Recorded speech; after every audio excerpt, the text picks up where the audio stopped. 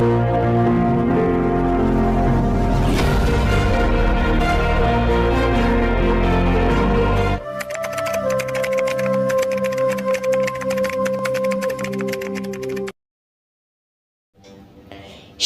ভাবে উপহাস।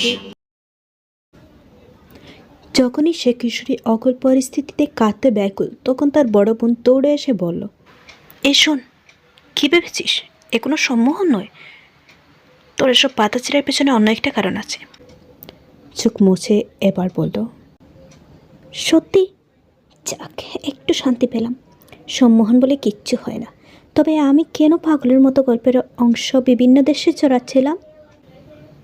বোন বলল, তুই একটা কঠিন সত্য শুনেছিস মাত্র, তোর পক্ষে এটা মেনে নেওয়া সম্ভব হয়নি বলে পাগলামো করছিলিস।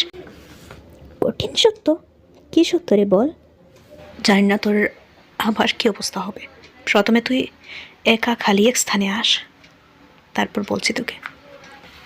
কিশোরী অটে গেল বোনের সাথে বাইরে বারান্দায়, মনমরা বোনেরও, যারা অগোছানো স্মৃতিস্বরূপ। কিশোরী জিজ্ঞাসিল দিদিকে, কে রে দিদি, বাড়িটা কেমন ফাঁকা ফাঁকা লাগছে রে? কেন? ছুটি, তুই জানিসই তো, আমিও যখন ছোট ছিলাম তবে থেকেই মাকে হারানোর ব্যথা বুকে বেঁধে রেখে এসেছি। বাবার চাকরি যাওয়া থেকে অশুভ লগ্ন শুরু হয়েছিল। প্রতি মাস খরচার জোগান করতে বাবা দিন দিন অসামর্থ্য হয়ে পড়ছিল। দোকানের খরচের মাসুল চুকাতে বাবা অহর্নিশ কাজে লেগে পড়েছিল, যা তাকে তেল তেল করে মৃত্যু শয্যায় টানছে।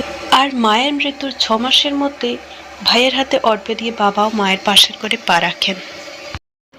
বাড়িটাও অনেক অবুঝ ছিল, আমিও অনেক বকতাম।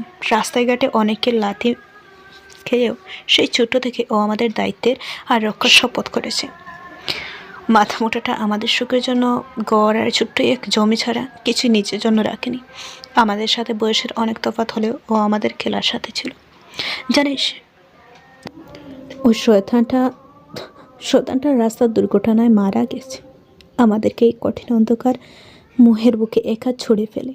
বাবা মা ভাইয়ের সাজানোর সংসারে বা আমাদেরকে ধরে রাখতে হবে। আমরা একা, তুই আমি ছাড়া কেউ আমাদের পাশে নেই। আর ছুটি, এ খবরে কিন্তু তুই 2-3 ঘন্টা থেকে উন্মাদ হয়ে আছিস। তুই নিজেকে সামলা। দেখ, এখন তুই ছাড়া কেউ আমাকে সমর্থন করার মতো নেই রে।